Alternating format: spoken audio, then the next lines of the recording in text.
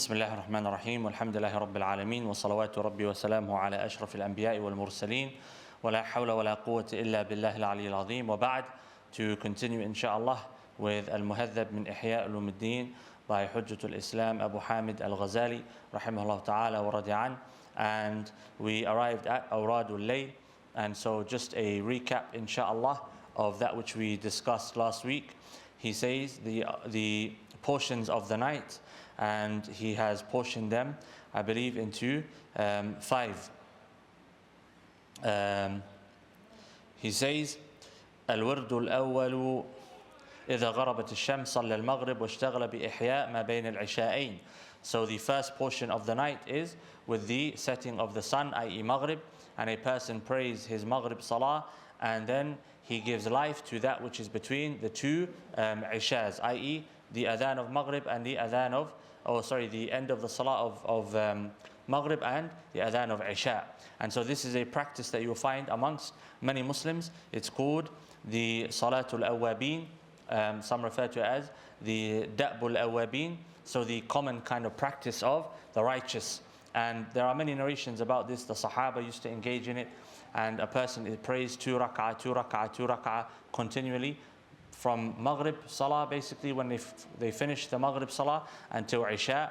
And between Maghrib and Isha, it's a time which is Mubarak, it's a blessed time.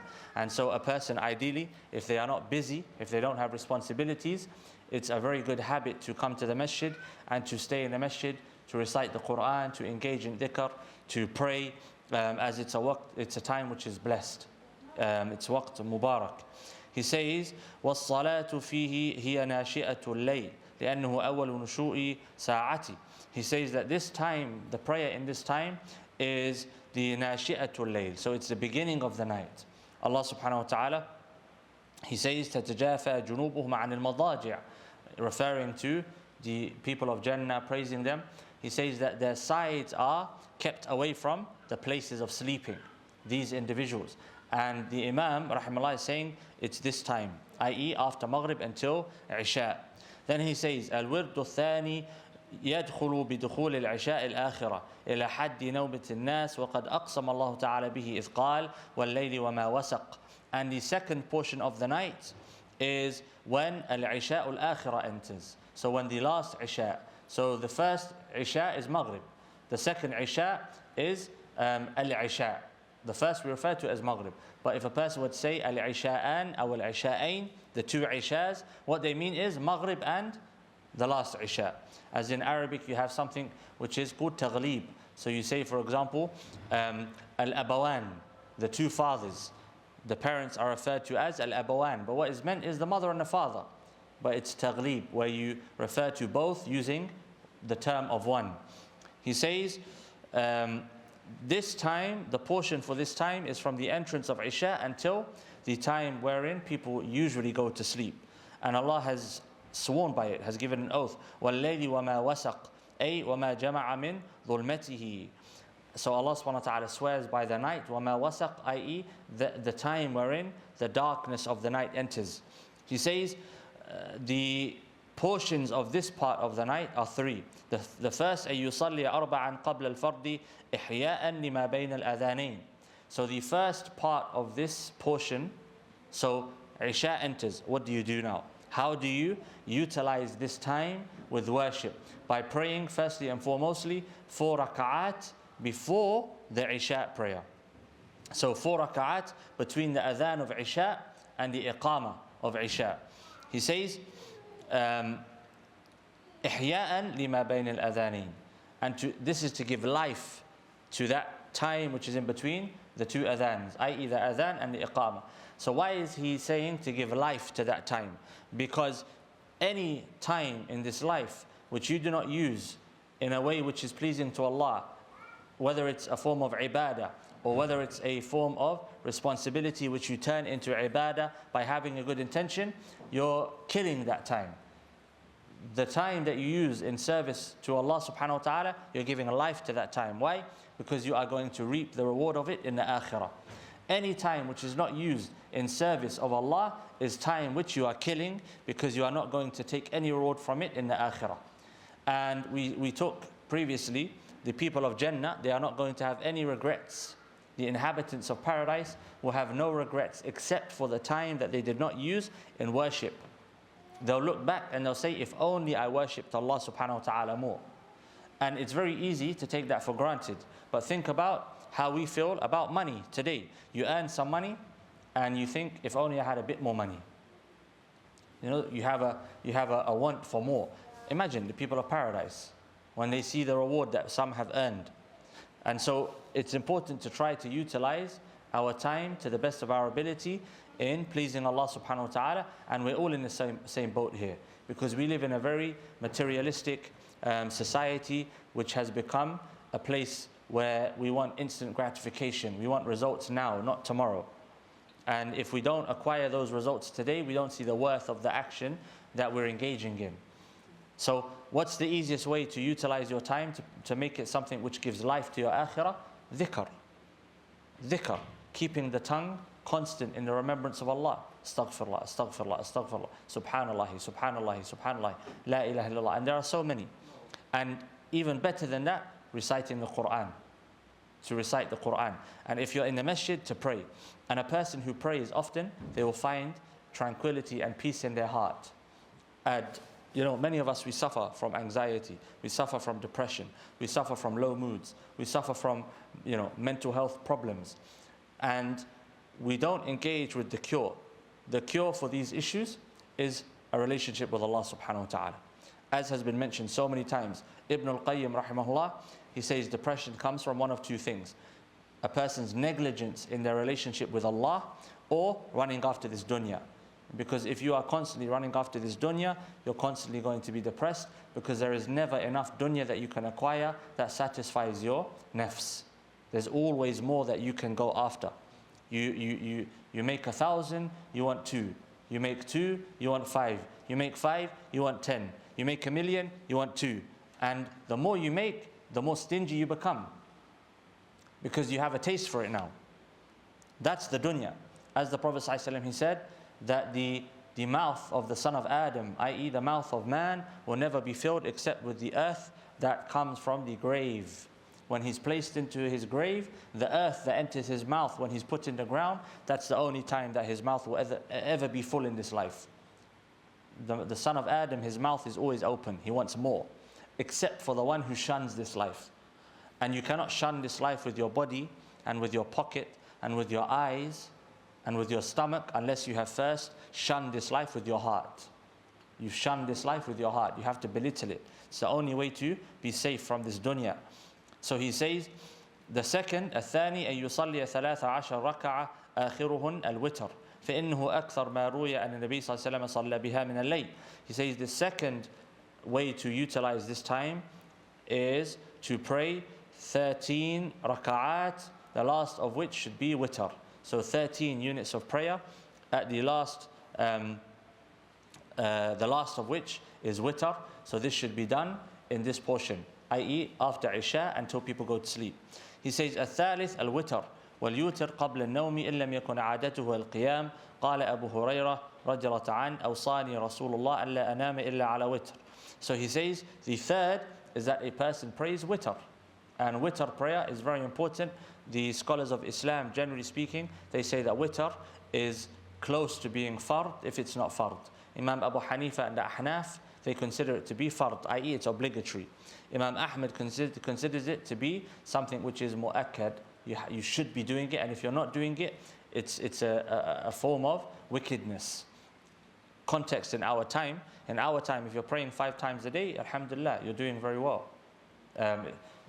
You know, we can't take the words of individuals that lived 1,200 years ago and apply them directly into our context today. But that's a different conversation to be had.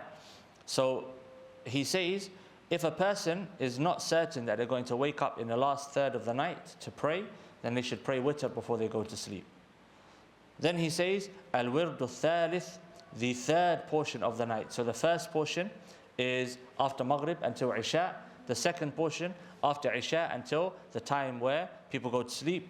The third portion, he says, an-nawm, sleeping. Sleeping is considered an act of worship which should be scheduled into your night as an act of worship. How so? He says, ولا بأس أن يعد ذلك في الأوراد فإنه إذا روعيت آدابه احتسب عبادة وآداب النوم. He says, there's nothing wrong with considering your sleep as an act of worship. Why? Because when you go to sleep, there are certain etiquettes that you follow that make it an act of worship. Especially if you intend to wake up to worship Allah. Why are you going to sleep? So that you're strong. Looking after your body, which is an amana. It's a responsibility given to you by Allah subhanahu wa ta'ala. He says, the first thing that you should do before going to sleep is perform wudu and clean your mouth with the miswak, a toothbrush, anything of that nature. الثاني أن ينوي القيام للعبادة عند التيقظ. The second is that when going to sleep, a person should have the intention they're going to wake up to pray in the last third of the night, or they're going to wake up to engage in worship whenever they wake up. And so it's important, as I go to sleep, what's my intention? Why? Because if I die in that state, then I'm rewarded for the intention that I had when I went to sleep. Many people have passed away in their sleep. And with death, we always think about someone else. We don't think about ourselves. And it's been said many times over, one of us in this masjid now is going to die before others. Unless we die together or individuals die at the same time, one of us will die before others. One of us. Death is coming to any one of us at any time. It's been written. Allah knows the time, Allah knows the place, Allah knows the age. It's been written. It's as certain as anything else. In fact, it's the most certain thing in our lives. Death is more probable than life, because death is guaranteed, life is not. Death is guaranteed, life is not guaranteed. And so the probability of dying is higher than the probability of living as soon as a person enters into this life. He says, الثالث ألا يبيت إلا ووصيته مكتوبة عند رأسه فإنه لا يأمن القبض في النوم. He says the third is that a person does not go to sleep except that he has a wasiyah. A wasiyah is basically someone's will, someone's instruction for where and who and how their wealth is to be divided in accordance to the framework of Islam. This should be written. If it's not written under your pillow as they used to do, or written on your bedside, then it's an email somewhere and someone has access to it. So you inform a person, look, I've got this document here, I update it regularly. If I pass away, open this document and please follow the instructions. Or take it to a sheikh, take my wealth to a sheikh and ask him, how should I divide this according to Islam? And today we have organizations and institutions that will divide a person's wealth in accordance to the framework of Islam when they pass away. And that's a reminder. We are not in possession of the wealth that we currently are in possession of. In reality, it's not ours. The watch that I'm wearing is going to be worn by someone else. The clothing that I'm wearing most likely will be worn by someone else. The car that I'm driving will most likely be driven by someone else.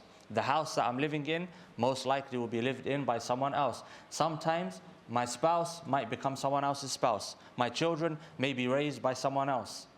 It's the reality of this life. And so only a fool allows himself to become so attached to items of this dunya that he puts those things before Allah subhanahu wa ta'ala. We don't own anything in this life. The only thing we own in this life is that which we put forward into the next life. And the only way we put things into the next life is by way of worship. And so if a person has something that they really value and they want to keep it, the best thing to do would be to give it in the name of Allah subhanahu wa ta'ala, so that they can claim it, reclaim it in the akhirah. And this was the methodology of the Sahaba, the mindset of the Sahaba. If they had wealth, they gave it away. Why? So that they can have that wealth with them in the next life. He says, الرابع أن ينام تائبا من كل ذنب سليم القلب لجميع المسلمين لا يحدث نفسه بظلم أحد ولا يعزم على معصية إن استيقظ. He says the fourth, and this one is challenging for many of us. But in this small advice here from Imam al-Ghazali, this etiquette of going to sleep, there is so much solace and tranquility that a person will find in their heart if they're able to implement it. He says a person should go to sleep in a state of tawbah. They've made tawbah from their sins, number one. Number two, they don't have in their heart any ill feelings for any Muslim. They have removed all ill feelings from their heart for any Muslim. and they do not speak to themselves about harming any person. They go to sleep and they've removed any ill feelings that they have for others. They've removed ill feelings that they have and ill intentions that they have against others, especially if they are Muslim. This is important. And if a person engages in this, they themselves will find a tranquility and peace in their life. Because an angry person suffers more than the person who they are angry with. The anger affects you. It doesn't affect the other person. It affects you. It affects your life. It affects your state of being. He says, Al-Khamis, ألا يتنعم بتمهيد الفرش الناعمة بل يترك ذلك أو يقتصد فيه. And this is one, again, contradictory to the way that we live today. He says, the fifth etiquette of sleeping is that a person does not sleep upon a soft and luxurious mattress. A person does not sleep upon a luxurious place of sleeping. Why? What's the reason for that? Any ideas? They don't come attached to the bed. Yeah, you could. So it makes it difficult for you to wake up, number one. Number two, at-tana'um is something which is looked down upon within our deen. You know, to live a life of luxury and what's the word? Excessive. Huh? Excess? Not excessive. It's extravagance. So to live a life of luxury and extravagance and excessiveness definitely, extravagance definitely, but even luxury living is something which is looked down upon within the framework of Islam, especially for men. Especially for men. A Muslim man is not supposed to be a man who lives a luxurious lifestyle. Why? Because it softens him, it weakens him. And we become a people that are dependent upon luxuries. People that are soft. And you see this when Muslim men, and I'm speaking about the men more so than the women, because perhaps there is some leeway for women, but when Muslim men go to perform Umrah or Hajj and they're complaining about the toilets, they find it difficult to sleep in a sleeping bag. They find it difficult to sleep in a tent. This is a sign of what? Of the luxurious lifestyles that we're living. Because the bathrooms that we use, even the worst of them in the UK, are better than the bathrooms of the kings and queens of yesterday, in many ways. The average household of a person who lives on welfare, a person who lives on welfare benefits. His household is far better than the household of some of the wealthiest of yesterday. Sugar, salt, spice, these things were considered commodities that only the wealthy and the rich and the elite could afford yesterday. Today, every person has salt and sugar and spice in their houses. Hot water is a given. It's a given. Yesterday, of course it wasn't. A bed is a given. Yesterday, it wasn't. You know, we've become very, very dependent upon our luxuries, dependent upon our, the comforts of life. We want a comfortable life, but is this life for comfort? Is that why we're here? We're not here for comfort. And a Muslim man is supposed to know this. A Muslim man is supposed to have the capacity to live in uncomfortable circumstances. And a Muslim man is supposed to be ready to give up this life at any moment. And this was the philosophy, the methodology, the mindset of the earlier generations of Islam and the mindset of those who gave victory to Islam. And today, one of the reasons that we are where we are as an ummah, as a nation, is because we are too attached to this life. We're too in love with this life, and we're too in love with ourselves. And the whole, the beauty industry, for men, I'm not talking about for women, this is a sign of the times, where men have become obsessed with the way that they look, with the beauty of their face, of their skin, of their hair, of their teeth, even of their bodies. Previously, a man would be strong not to look good, but there's a function behind it. Today, it's only to look good. It's to look good. Many strong men can't fight. It's muscle that's useless. That's not our way as Muslims. And so, what he's talking about here, it's important for us to consider, generally speaking, luxurious lifestyles. This is not something, and today we fall into a big problem, the halalification of haram lifestyles. The lifestyle itself is haram, but the components are halal. And so we fool ourselves into thinking that we are living a halal life, but we're not. It's a haram lifestyle. The meat in that lifestyle is halal. The money that is being used to fund that lifestyle is halal. But the lifestyle itself is haram. The lifestyle itself is haram. It's like building a haram house with halal bricks. The bricks are halal, but the house itself is haram. You shouldn't be building this house. The house itself has been prohibited, but you're using halal bricks, and you fall into the misconception that the house is now halal because the bricks are halal. No, the house itself is haram. And this is what we're doing as an ummah. And it's a big issue, and one that has to be reflected upon, because it affects the way that we raise our children. The way that we raise our children, the way we raise our young men, the way we raise ourselves, the way that we treat ourselves, etc. He says, As-Sadis, Umar al-An, he said, if I'm not mistaken, he said, نحن قوم لا نأكل إلا إذا جئنا وإذا أكلنا ما شبعنا. أو كما قال العن, he said, we are a people, we don't eat unless we become hungry. And when we do eat, we don't fill our stomachs.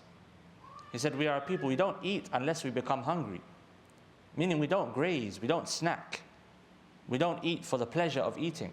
And if we do eat, i.e. when we become hungry, we eat not to fill our stomachs. I.e. there's a function behind the eating. Today that's not the case. You look at the sports that the Prophet ﷺ encouraged us to engage in: swimming, horse riding, archery. What type of sports are these? There's a function behind these sports. There's a function behind the sports. He says, السابع أن ينام أو he says السادس ألا ينام ما لم يغلبه النوم ولا يتكلف استجلابه إلا إذا قصد به الاستعانة على القيام في آخر الليل. The sixth is that a person does not go to sleep unless sleep overcomes him. But then he says ولا يتكلف استجلابه, he does not force himself to sleep إلا إذا قصد به الاستعانة على القيام في آخر الليل, unless he intends with that routine, sleeping routine, to be able to worship Allah subhanahu wa ta'ala.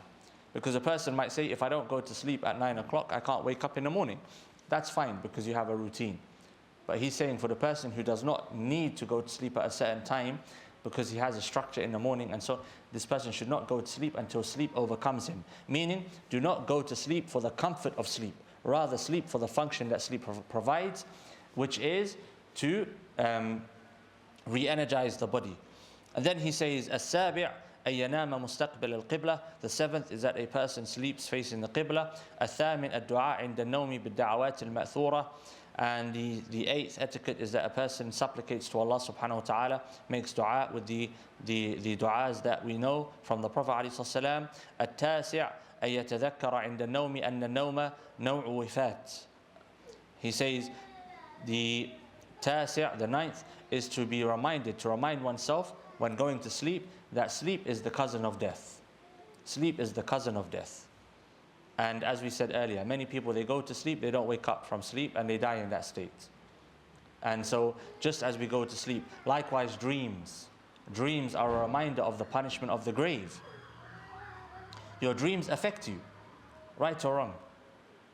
Your dreams have a physical impact on your body, correct or incorrect? Huh? Correct. For example, a man may wake up and he needs to have a shower because of a dream. This is a sign from Allah subhanahu wa ta'ala about the punishment of the grave, about the gifts that take place that a person receives in the grave, all of these things. So sleep is a reminder of death. He says, Al-ashir ad-du'a inda tanabbuh. So the 10th is that a person makes dua when they wake up. So those are the etiquettes of sleeping. Then he says, Al-wirdu al-rabi', the fourth portion of the night, يدخل بمضي النصف الأول من الليل إلى أن يبقى من الليل سدسه وعند ذلك يقوم العبد التهجد. So the last two portions, the fourth and then the fifth, these are portions where a person utilizes them to worship Allah subhanahu wa ta'ala in the night time. So to pray tahajjud. To engage in istighfar, to ask Allah for forgiveness, and so on and so forth. And then he says, we come to the next section, which is اختلاف الأوراد باختلاف الأحوال, that the awrad, a person's portions of worship, would differ in depending on the person himself. So he says, for example, you have al-abid, the worshipper, al-alim, you have al-muta'allim, so the teacher, the learner, you have al-muhtarif, the person who's working, has a career, al-wali, so the sultan, the hakim, etc. The one who's enveloped in his love of Allah. So he's going to look at, in the next section, the differences between individuals and how a person will arrange the portions of his night and also his day in accordance to the needs of his lifestyle, i.e. his shar'i lifestyle. And we will stop there, inshallah.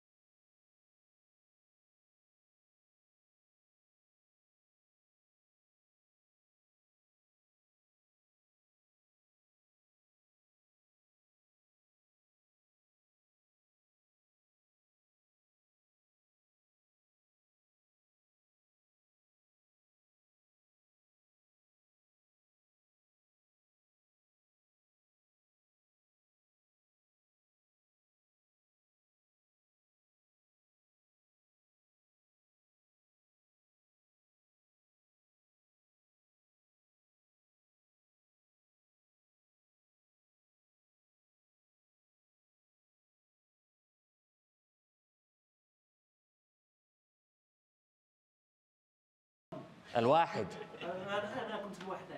كنت وحدك. So we will start in September, inshallah, because the prayer time will be earlier, so it's easier for people to come, inshallah. I've got an opinion. You got a question? I know it doesn't matter. No, I say I've got an opinion about why, the reason why we are stopping it or pausing it till September. Yeah. I know it doesn't come, but I mean, the decision is made. But I don't know if you, our imams here have alluded to it. If not, but I know that eat. To what I want to say.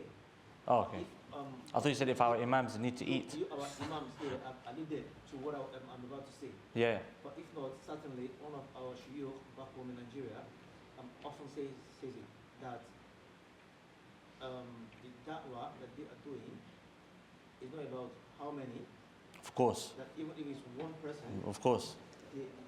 Like Allah will continue to do the da'wah. Of course. So I'm not had it expressly here. Mm-hmm. So, I mean, no, definitely. Always alluded to that. You understand? No. So, yeah. to be honest, I'm saying this personally. It's not something I like to hear, you know, because I've been away for 4 weeks because I traveled. I told you when I was traveling. So it's your fault then? It's not my fault. I traveled. I'm joking. Yeah. So I traveled. So ordinarily, I wouldn't miss this class. No. So look, the thing is, what you're saying, I agree. It's not about the number. So a teacher should teach even if one person comes. And if no people come, khalas, he can teach the jinn. So, but the issue is, as an institution, you want to look at the function provided by the institution, so you can better use that time, and also like what the interests of the community are over your own interests. For me, it will be in my interest to finish this. It's out in my interest as well as the community, inshallah. But if like the community are unable to attend at a certain time, then we can delay it and we can do something else. But we resume in September, inshallah, because bi'idhnillah, we'll finish the book. And also we have the other classes, Al-Adab al-Shar'iyya on Sundays, 2 till 4 in the youth club. And we have the Usul al-Fiqh on Wednesdays, 7:30 to 8:30 in the youth club. So those two classes for someone that wants, to continue kind of academic learning, those classes are there. And Adab Shar'iyya is a very good book, focuses on akhlaq and etiquettes and so on and so forth. Do you have a question? Yeah. Salat al-Haja, you were talking about, can you tell us a bit about Salat al-Haja? Salat al-Haja? Salat al-Haja. Yeah. So Salat al-Haja, from what I know, the Prophet ﷺ, when like an issue came up which was of importance to him, he would pray rak'atayn and ask Allah subhanahu wa ta'ala to aid him in that. Huh? Zawj rakat? Bisalli zawj rakat? Yeah, rak'atayn. Zawj rakat, yani two, yeah. Zawj rakat. Any other questions? And when can we pray this one? Any time except for after Fajr until the sun rises, and after Asr until Maghrib. Before Rakas Sunnah, between Adhan from Isha and time of Isha itself, was it recorded in the Sunnah? Yeah. Did that well when you said it? Yeah, 4 rak'at is known before, and there's also before Maghrib as well. Sallu qabla al-Maghribi, sallu qabla al-Maghribi, sallu qabla al-Maghribi, liman sha'. 2 rak'at between Maghrib, adhan and Iqama. Unless you pray in a Hanafi masjid, they don't believe that this this hadith is upheld. Don't pray it. So if you pray in a Shafi'i masjid, pray it because they allow the time. If you pray in a Hanafi masjid, don't pray it because they don't allow the time. Yeah, the Ahnaf madhab al-Hanafiyya, they don't see that there's 2 rak'ah before the Iqama of Maghrib. So between the adhan and Iqama of Maghrib, there's no 2 rak'ah. Yeah, I'm aware of that one, Maghrib, but Isha. Isha is known, 4 rak'at is known. And also 4 before Asr. The Prophet ﷺ said, رحم الله امرأً صلى قبل العصر أربعاً أو كما قال عليه الصلاة والسلام. May Allah have mercy upon the person who prays 4 rak'at before Asr. Yeah, so 4 rak'at before Asr. So you get here for the adhan of Asr and you pray 4 rak'at. And what does may Allah have mercy upon a person mean? Everything we have in our life of good is mercy.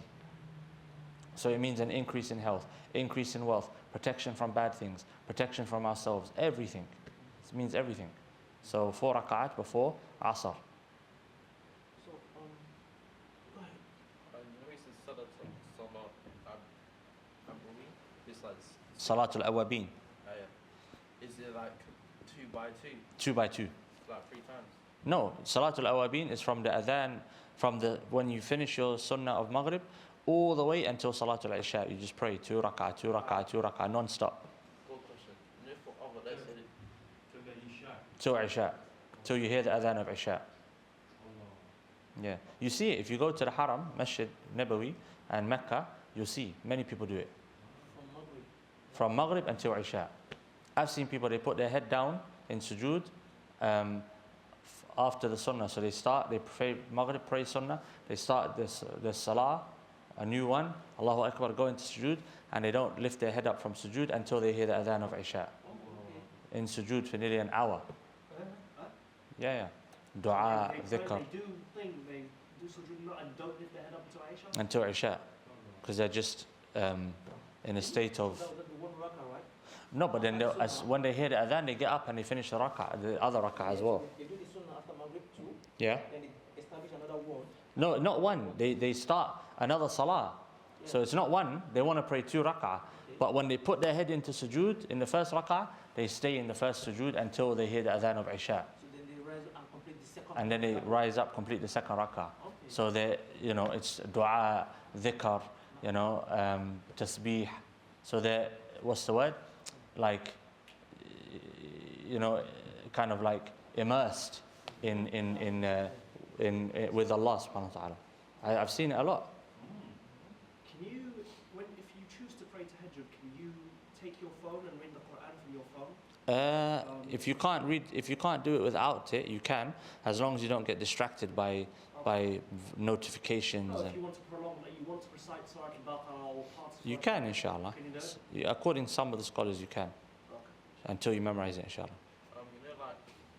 Some of like sunnah prayers are like, I heard it has to be prayed 2 by 2. 2 by 2. Is that true? Yeah. But so what it means by 2 by 2, so mathna means either you pray 2 and then you end at salah, or you pray 2, you do the tashahhud, then you do another 2. So the same way you do dhuhr. But between every 2 there's a tashahhud. So if you pray 8, you can pray 8 altogether, but after every 2 there's a tashahhud, like you would do the first tashahhud in dhuhr. And so that's 2 by 2. So you don't have to. You can if you want to. So you can pray 8 raka'at, all joined together. But after every 2, you do the tashahhud al-awwal, the first tashahhud. Then you get up, you do the other 2, another tashahhud. Get up. Same like tawaf. If you want to do tawaf as many times as you want, after every 7, you have to pray 2 raka'ah. Then you do another one, 2 raka'ah. Then do another one, 2 raka'ah. Same thing. Is that tahajjud or what? Huh? Tahajjud? So Salatul Layl. Salatul Layl starts after Maghrib. Yeah. So as soon as Maghrib comes in, that's Salatul Layl. Yeah. So if you were to pray now, it's Qiyam Layl. Okay. Any other questions? Yeah, one question I want to ask is, 4 rakahs, when you had the hadith of Asri, and you do it, may Allah have mercy on such a person. Yeah. Yeah, how do we integrate this into our lives? When you do what, sorry? How do we practicalize? How do we practicalize in our lives when we don't hear the adhan where we are? Okay. We just assume that. Yeah, you have to, and you so you want to pray 4 rak'at or something?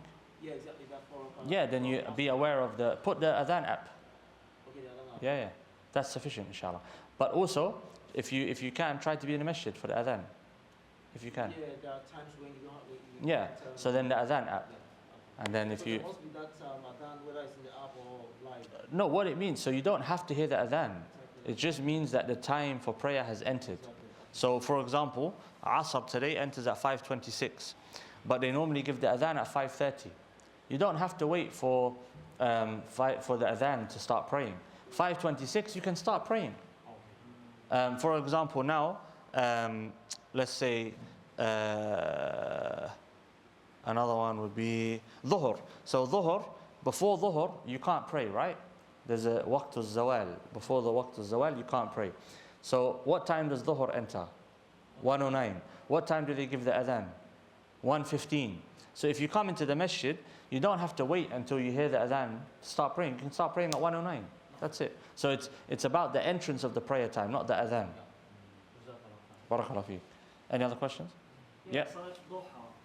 When's a good time to pray that one, and what rewards does it bring? So Salatul Duha, you pray it from the shuruq time. What time is shuruq, Mustafa? Oh, is it 4:43? Does it say there, the shuruq? Does that mean sunrise? Huh? Sunrise, yeah. Yeah, 4:43. So it's about 10 minutes after shuruq. Yeah, so for about 4:53, say 5 o'clock in the morning, and lasts all the way up until about 15 minutes before dhuhr. That's all duha time. So that you can pray 2, 4, 6, 8, however many you want. The reward for it is that 2 units of duha prayer, it's a form of you giving gratitude to Allah. It's sadaqah for every joint in your body. The Prophet ﷺ said, for every joint that we have in our bodies, we have to give sadaqah to Allah subhanahu wa ta'ala as a means of gratitude. Praying duha covers all of that. So you just pray 2 rak'ah in the morning, duha prayer, and it covers all of it. And look, if you want barakah in your life, duha prayer, 4 rak'at before asr, witr. These things, they bring barakah, they bring blessings into our lives. Many of us, we complain that time is not blessed. There's no blessings in time here. Because we're not doing things to acquire the blessings. The ibadah, especially in the morning, in the evening, between Maghrib and Isha, one of the problems in this country and in the West, we're too fast paced. Sometimes it's so fast you don't even have time to think about what you're doing. Your thoughts have to catch up with the pace of your body and your life.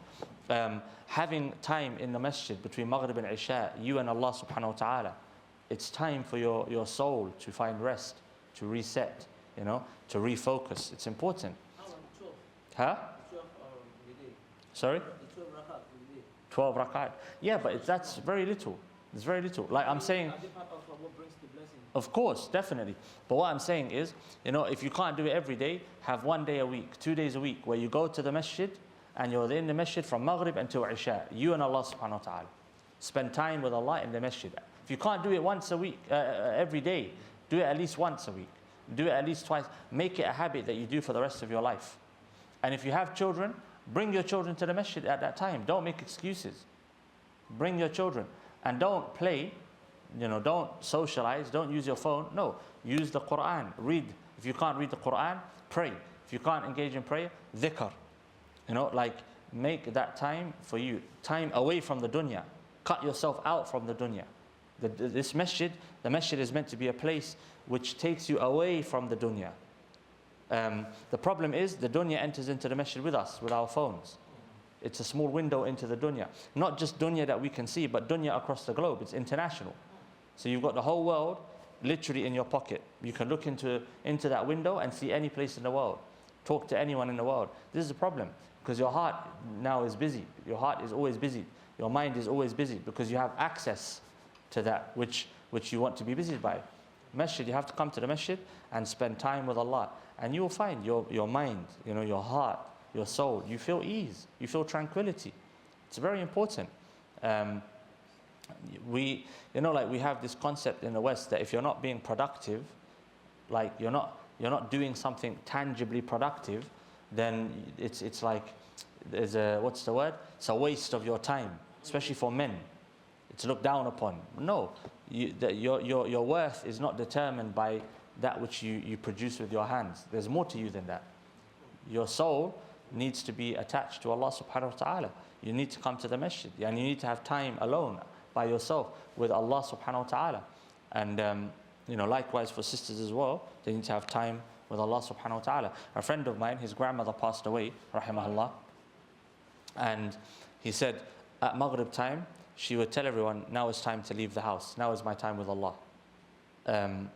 For the last few years of her life, she wouldn't allow her family to be with her at night time. She said, this is my time for me and my Lord after Maghrib. For us, being alone, we don't like it. For non-Muslim, the elderly people from non-Muslims, they don't like being alone. And there are many lonely people. And I'm not saying that anyone should be alone. But look at the difference in mentality, the difference in mindset. Someone who's attached to Allah, they don't see being alone as being alone. They see themselves as being with Allah subhanahu wa ta'ala. It's not alone time. Imam Ghazali, rahimahullah, he says, if you find that Allah has turned the people away from you and you are alone, it's because He wants you to turn to Him. He wants you to spend time with Him. The mindset, it's important. But this phone, it's a big problem for all of us. And I put myself in that boat. It's a big, big issue. But we'll conclude with that, inshallah. We'll stop with that, inshallah. Yeah, we'll stop. What's the best prayer after the Fard prayers? The best prayer after the Fard prayer? Yeah, Qiyamul Layl. Is it like witr or tahajjud? No, Qiyam, Tahajjud. Yeah, Okay. that's the best prayer after Fard prayer. You But don't need to pray Shafa and Witr after you pray Tahajjud, but you just pray one rak'ah of Witr after that. you can, if you can't pray, the minimum is one, although it's disliked by some scholars to pray one witr, one The rak'ah. majority is really. Pray three, pray two and then one. Yeah. So you can attach it to your sunnah. Okay. What was you referring to when you said they stay in sujood from Maghrib to Isha? Like normal people. So, yeah, like, if you go to Mecca or Medina and you go to certain parts of the masjid, you'll find people that are there every single day. These are like regular worshippers. They've got their, they go there kind of thing.